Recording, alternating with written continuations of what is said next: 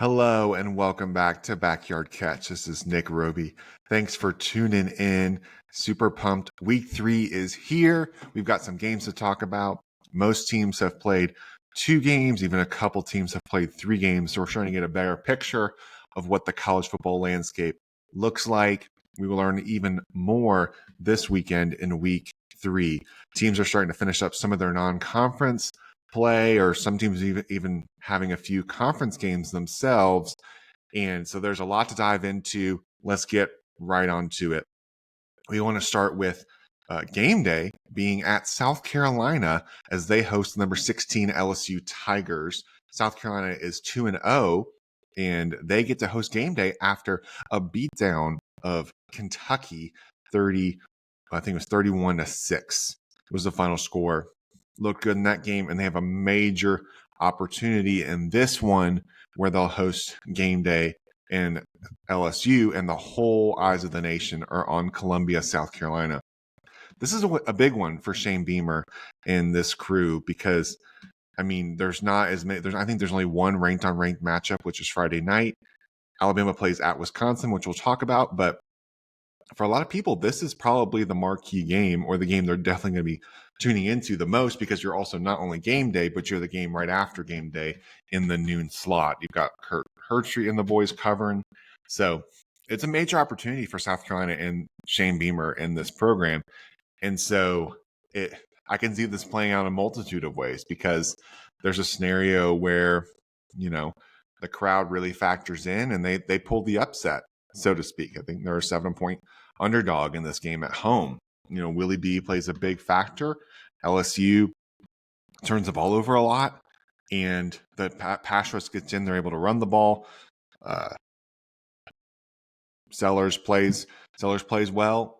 A lot can go with you. Another thing is that the crowd, there's all this built up. LSU hits a couple big plays. They take the crowd out of it, and then you're playing catch up the whole time and doesn't feel as great. And then there's another version where it's a back and forth type of a matchup that comes down to the last bit of it. I think the tricky part for this one is it's a little bit hard to tell which version of South Carolina that you're going to get. Are you going to get, game 1 where they barely beat an Old Dominion team? They have to get a turnover in the second half to win. Or are you going to get week 2's version, which is more the beatdown of Kentucky, or is it going to be somewhere in the middle?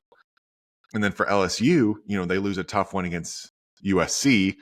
They come in last week, but it's a true road game, and they've got some other big boys on the schedule. Like, you need to win this game if you're LSU, I would think, because if you lose this one, you're 1-2. More questions are being asked, and you've got, some other tough teams you need to play going down the stretch, and you don't want to start conference play 0-1.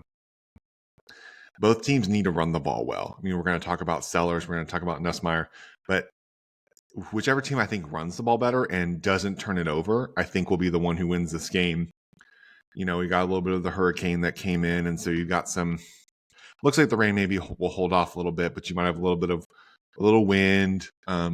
Could be a little bit sloppy conditions. I don't think it will be, but it just could be kind of like maybe obviously not the most ideal weather, but they'll be fine. But I think it's whoever takes care of the ball more. LSU loses their number 1 rusher, and you don't have Daniels, Jalen Daniels to run the ball as well. So they need to be able to run the ball and hold up against this pass rush. Stewart and those boys are going to be coming. So in the game with the pick, LSU, as I'm double checking my spreadsheet, LSU 7.5-point favorite on the road. I'm going to take South Carolina to cover. I think the environment plays a big factor. There's a big buildup within this game. I think there's a lot of, they're the home team. And so I think they come in to play. I think the pass rush plays a factor. I don't know how well either team will run the ball. I think if South Carolina can run the ball and keep the LSU offense off the field, the better they'll be able to handle in this game.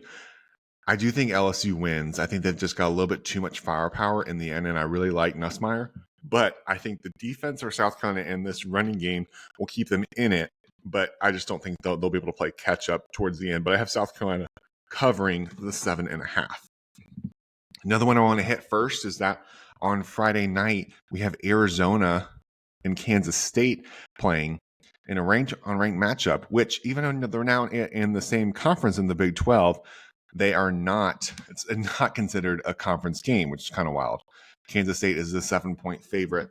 This game was set up before Arizona transitioned to the Big 12, so they're not considering it to be a conference game.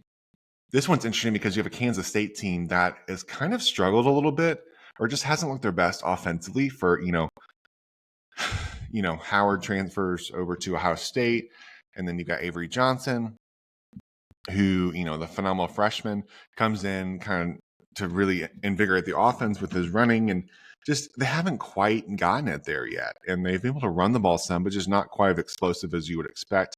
They hold on against Tulane, they just definitely haven't hit that next gear that they can hit, or what we would expect them to hit.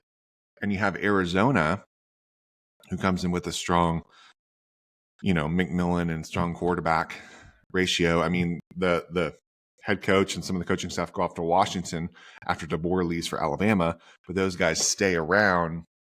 It's going to be very interesting. It's a very interesting, intriguing game Friday night in Manhattan, Kansas. To me, I think Kansas they definitely have some firepower, but their strength is in running the ball and playing good defense. I think Arizona has a really strong, they can pass the ball really well, which I think will keep them in this game. It's still very early. So you're still kind of feeling out like, okay, how good are these defenses? Like, you have numbers, but it's like, okay, who have they played? Some people have played, a strong Power 5 team in the non-conference, and other guys have just played more of the cupcake kind of a schedule to start off. So those numbers are kind of inflated. I think Kansas State should be able to run the ball against Arizona. I think Arizona can hang around because of the passing game, but I think Kansas State will find a way to win. It's just too strong of a program to lose this game at home. However, I think Arizona covers just with their quick passing ability and just be able to just score it quick on the outside. But I just think Kansas State gets a good stop late to win this one. Another big one is that game day's not at this one, but big noon kickoff is going to be in Madison, Wisconsin, as number 4 Alabama, travels to Wisconsin to face off against the Badgers. Alabama is a 16-point favorite, which is very interesting, going in on a road game. Alabama kind of struggled with USF, last week, and then pulled away with, 3 late scores to make it like a 42-16 win. But it was close for the most part. And then Wisconsin, it's kind of weird because you're like, you're not really sure like what kind of offensively you're going to get. And they're kind of still trying to figure out their identity. Tyler Van Dyke had a great year that 1 year in Miami, but then he has kind of struggled since then. He has been known to be turnover prone. Alabama, I think, definitely is a more explosive team, but they've also shown they can kind of stall out a little bit. And for me, I think Alabama's going to win the game. For me, it's too many points on the road. Like, I think Wisconsin's too proud of a program, and that environment will be fired up to play Alabama. And Alabama, and Ryan Williams, if you want to watch, this freshman is legit from Alabama. He is a speedster. There are some talented freshmen that are coming in from college football. The biggest thing will be that Alabama needs to protect Jalen Miller and be able to run the ball well. I think that Wisconsin will be able to hang around. Just 16 points just feels like too many in this game. So you have it. I'm going to have Alabama win, but Wisconsin will cover. Other ones that are, I misspoke earlier. Another ranked on ranked game, I keep forgetting that Boston College is ranked, as Boston College goes off against Missouri in the non-conference. Love when these Power 4 teams play in the non-conference and at a home game. Missouri we have in the contest I'm in, we have as a 16.5 point spread over Boston College. Missouri is still trying to figure out, like, this is probably really their first test of the year, whereas Boston College, they go on the road and beat Florida State. So, which is big for Boston College. Time will also tell how good of a win that will be, as Florida State, as we'll talk about, will play Memphis. And just as we look back on, later in the year, like, how good of a win will this be? But I like what Bill O'Brien and company have brought in. Thomas Castellanos is an underrated quarterback. He's really good with his legs. He's improved passing. Missouri's good. Like, I think they are. If they can cook, if he can, Brady Cook, if he can keep down on the turnovers, if he can, and Missouri can just kind of keep it in control, because you don't want to let a Boston College team just kind of hang around, because they're just the type of team, if you let them hang around and take control, or just not put them away, you have a tight one. Missouri barely beat Kansas State.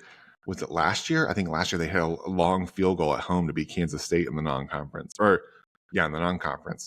And Boston College, it's too many points, 16 and a half. I think that's kind of, with a couple of these ones, I think Missouri wins. And I just think Boston College team is underrated. They've played really well under Bill O'Brien. They have a lot of belief about them.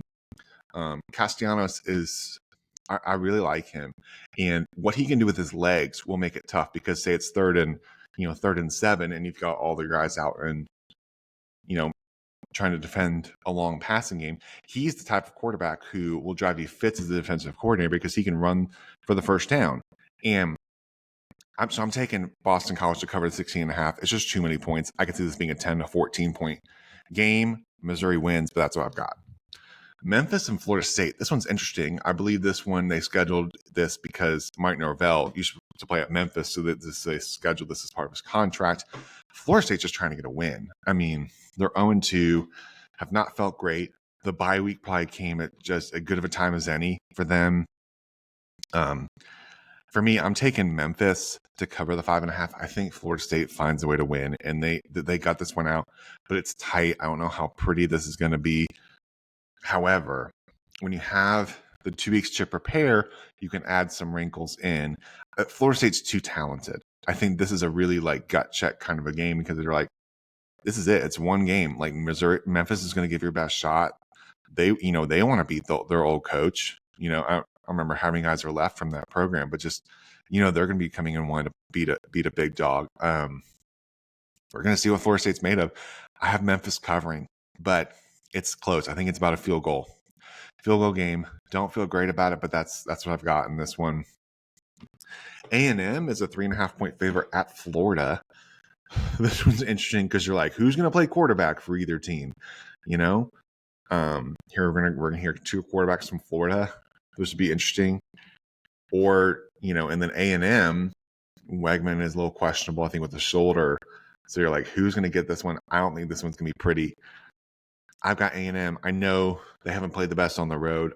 I've got them squeaking this one out. I just think they're too talented. Florida's got some injuries.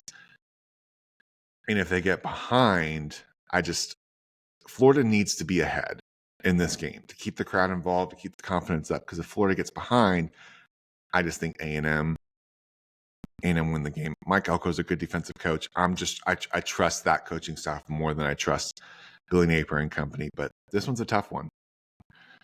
Another one, we've got Oregon State, Battle of the Civil War. I'm glad that they're playing this one.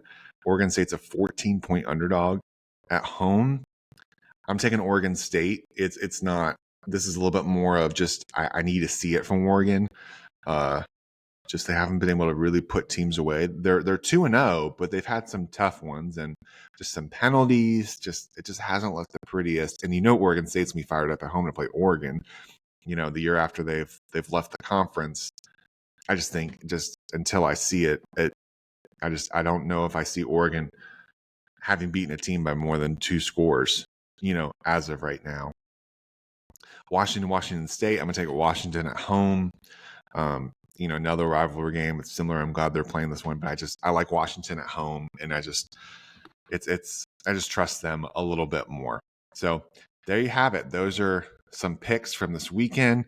Taking Arizona plus a 7, Wisconsin plus 16, South Carolina plus 7.5, Kansas State, Alabama, and LSU have all winning. Same with Boston College, taking them. A lot of underdogs, didn't plan it out that way, but that's where we are. Missouri wins, Florida State wins, Memphis covers, A&M wins, Oregon wins, Oregon State covers, and then I have Washington straight out. So there you have it.